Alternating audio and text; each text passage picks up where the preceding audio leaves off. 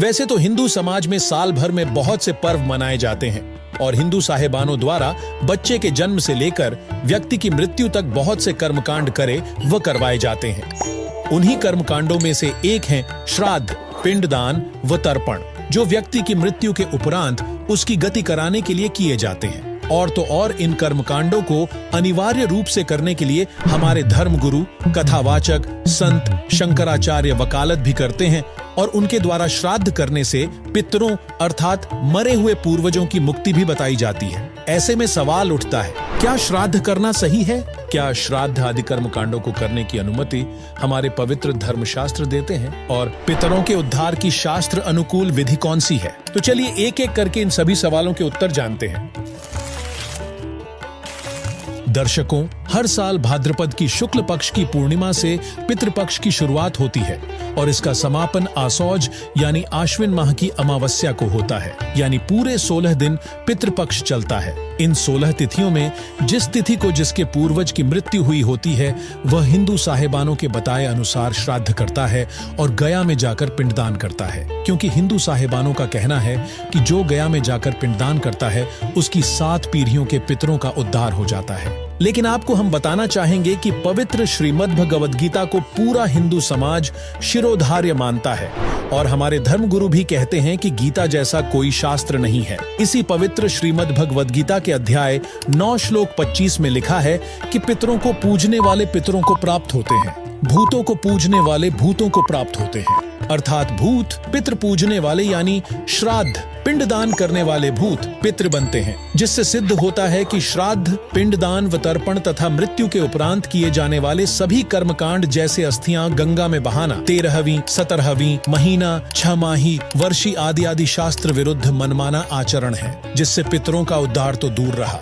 जो ये शास्त्र विरुद्ध मनमाने कर्मकांड करते व करवाते हैं वे मोक्ष प्राप्त नहीं कर पाते, बल्कि वे प्रेत बनकर गया स्थान पर प्रेत शिला पर बैठे होते हैं। क्योंकि श्रीमद् भगवद गीता अध्याय 16 श्लोक 23 में स्पष्ट कहा गया है कि शास्त्र विधि को त्याग कर जो व्यक्ति मनमाना आचरण करते हैं उन्हें न सुख प्राप्त होता है, न ही उनकी कोई गति अर्थात मोक्ष होता है, जिससे सिद्ध होता है कि श्राद्ध पिंडदान करने से पितरों की मुक्ति संभव नहीं है और यह शास्त्रों के अनुसार सही भी नहीं है।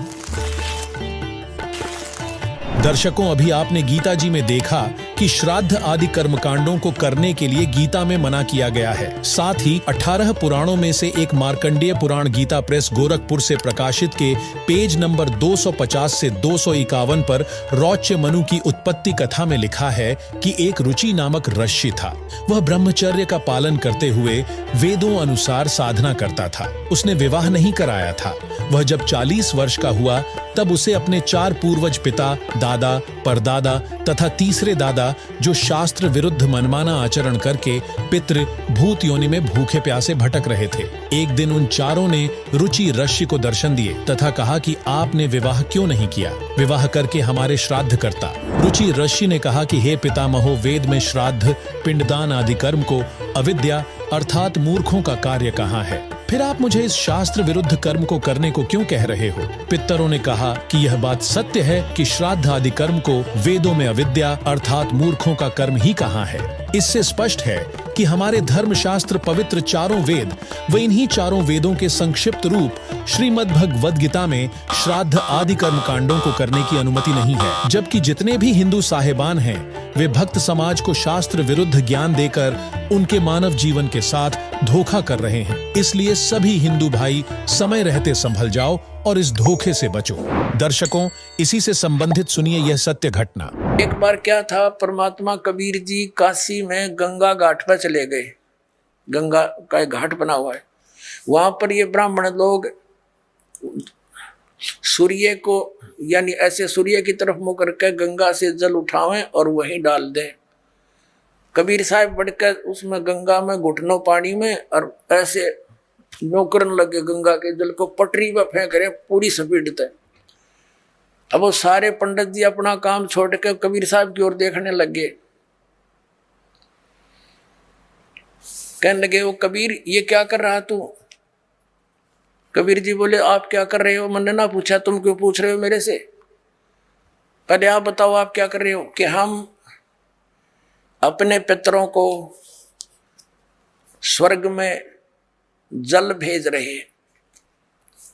ये हम यहाँ जल डाल रहे हैं ना, ऐसे मंत्र बोलकर, ऐसे सूर्य की तरफ मुँह करके, ये वहाँ स्वर्ग में हमारे भूखे प्यासे पितरों को जल प्राप्त होगा। परमात्मा बोला मैंने एक बगीची लगा रखी अपनी झोपड़ी के आगे और मैं उस बगीची को सींच रहा हूँ। फिर मंड के करड़े हो गए। तो वो कहने लगे रे भोले आदमी, इतनी दूर कैसे जाएगा जल, ये तो यहीं पड़ा है। वो तेरी झोपड़ी के आगे बगीची जो छोटी सी लगा रखी, वो कैसे सिंचाई होगी इससे कि 1 लाखों किलोमीटर दूर, मील दूर तुम्हारे पितरों को स्वर्ग में ये पानी मिल सकता है, तो ये 2 किलोमीटर पर क्या दिक्कत आएगी इसको।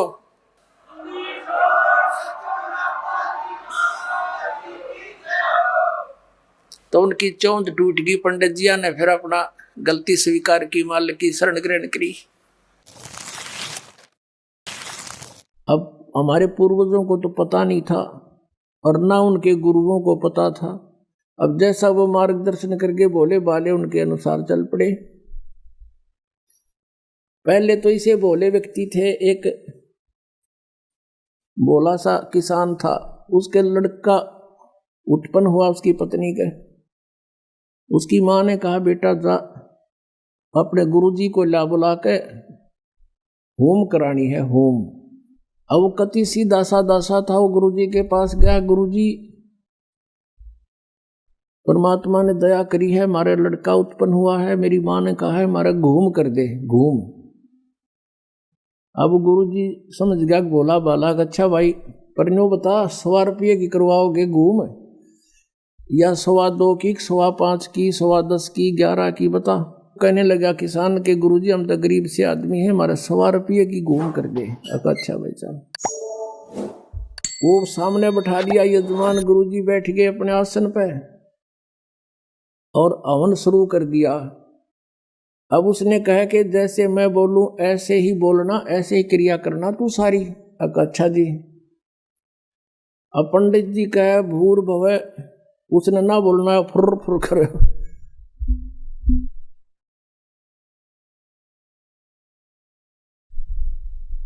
अब भोले आदमी को कर बोलनी है उसके साथ संस्कृत। तो पंडित जी ने बोला तेरा सीधा बोल, वो भी बोला सीधा बोल।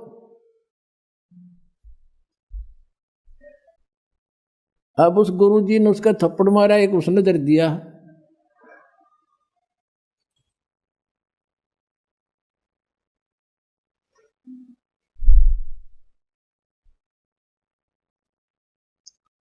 आखिर में क्या हुआ, तो दोनों लिपटा हो गए।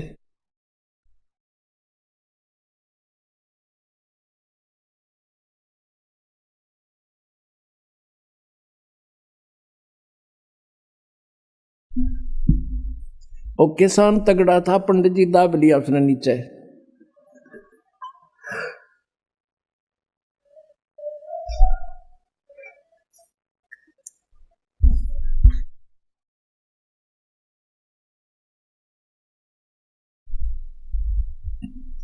अब पंडित जी को ही समस्या भाई अभी के कुकर छोड़ है। फिर उसका ध्यान में आ गया कि तो जैसे तू कह रहा है ना ऐसे ही कर रहा है। उन्होंने कहा छोड़ दे, बोला छोड़ दे।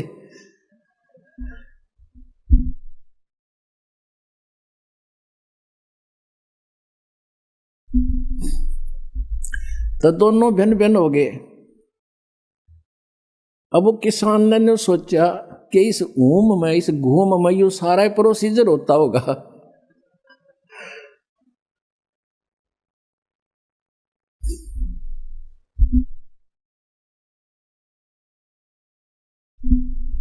अब हमने बतावे हंसी, पहले हमारे गेरिया बुंडी बने रही थी नो की नो, बिना ज्ञान के ये हंडोड़ा बना रहे थे हमारा। अब जब उनके सांस से उतर लिए, जो किसान कहता बोला पंडित जी, बोला शुक्र है मेरा सौभाग्य था, मैंने 100 करवा ली, जब 5.25 की करवा लूं तो दोनों मरा हूं आज। दर्शकों, आज भी हिंदू साहिबानों ने हमारा इसी तरह हिंडोला बना रखा है, जबकि श्री विष्णु पुराण के 3रे अंश अध्याय 15 श्लोक 55-56 पर लिखा है कि श्राद्ध के भोज में यदि एक योगी यानी शास्त्रानुकूल भक्ति करने वाले साधक को भोजन करवाया जाए तो वह श्राद्ध भोज में आए 1000 ब्राह्मणों तथा यजमान के पूरे परिवार सहित सर्व पितरों का उद्धार कर देता है। दर्शकों, योगी की परिभाषा बताते हुए गीता अध्याय 2 श्लोक 53 में कहा गया है कि भांति भांति के वचनों को सुनने से विचलित हुई तेरी बुद्धि स्थिर होकर जब तत्व ज्ञान के आधार से एक परमात्मा के चिंतन में स्थायी रूप से ठहर जाएगी, तब तू योग अर्थात भक्ति को प्राप्त होगा, अर्थात तब तू योगी यानी भक्त बनेगा। यानी विष्णु पुराण के अनुसार श्राद्ध में योगी अर्थात शास्त्रोक्त साधक को भोजन करवाना चाहिए, जिससे हमारा और हमारे पितरों का भी उद्धार हो जाता है। यही प्रमाण परमेश्वर कबीर जी ने भी दिया है। कबीर भक्ति बीज जो होए हंसा, तारू तास के एक कोतर बंशा, एक ही साधे सब सधे, सब साधे सब जाए, माली सींचे मूल को, फले फूले अघाए। दर्शकों, पवित्र गीता अध्याय 4 श्लोक 34 में जिस तत्वदर्शी संत से तत्व ज्ञान प्राप्त करने के लिए कहा गया है, वर्तमान में वह तत्वदर्शी संत सद्गुरु रामपाल जी महाराज हैं, जो गीता अध्याय 17 श्लोक 23 में वर्णित पूर्ण परमात्मा की भक्ति के सांकेतिक मंत्र ओम तत्सत का गुप्त भेद बताते हैं, जिससे गीता अध्याय 15 श्लोक 4 व गीता अध्याय 18 श्लोक 62 में वर्णित परम पद अर्थात सनातन परम धाम की प्राप्ति होती है, जहां जाने के बाद साधक लौटकर इस संसार में नहीं आता, यानी उसे पूर्ण मोक्ष की प्राप्ति हो जाती है, जो कि मोक्ष प्राप्ति की शास्त्र अनुकूल साधना है। दर्शकों, आपको बता दें कि वर्तमान समय में संत रामपाल जी महाराज के तत्व ज्ञान को सुन समझकर करोड़ों लोग उनसे दीक्षा लेकर शास्त्र अनुकूल भक्ति साधना कर रहे हैं, जिससे संत रामपाल जी महाराज का प्रत्येक अनुयायी योगी यानी शास्त्रोक्त साधक है। इससे उनके परिवार का उद्धार होगा। वहीं संत रामपाल जी महाराज के सानिध्य में हर 2 से 3 महीने में सत्संग समागम होते हैं। उसमें भोजन भंडारा भी चलता है। जो व्यक्ति उस भोजन भंडारे में दान करते हैं, उससे बने भोजन को योगी यानी शास्त्रोक्त साधक खाते हैं, जिससे दान करने वाले लोगों के पितरों का उद्धार होता है, अर्थात उनकी पितर योनि छूटकर उन्हें अन्य जन्म मिल जाता है। और इस तरह यदि तत्वदर्शी संत के सत्संग में यदि 1000 ब्राह्मण भी उपस्थित हों, तो वे भी सत्संग सुनकर शास्त्र विरुद्ध साधना त्याग कर अपना कल्याण करवा लेंगे। इसलिए हमें जगत गुरु तत्वदर्शी संत रामपाल जी महाराज द्वारा बताई गई शास्त्रानुकूल विधि अनुसार श्राद्ध करने चाहिए, जिससे हमारा भी उद्धार हो और पितरों का भी। अतः मेरे अजीज हिंदू भाइयों, तत्वदर्शी संत रामपाल जी महाराज के तत्व ज्ञान को जानने के लिए पवित्र पुस्तक हिंदू साहेबान नहीं समझे गीता वेद पुराण को संत रामपाल जी महाराज ऐप से निशुल्क डाउनलोड करके पढ़े। धन्यवाद।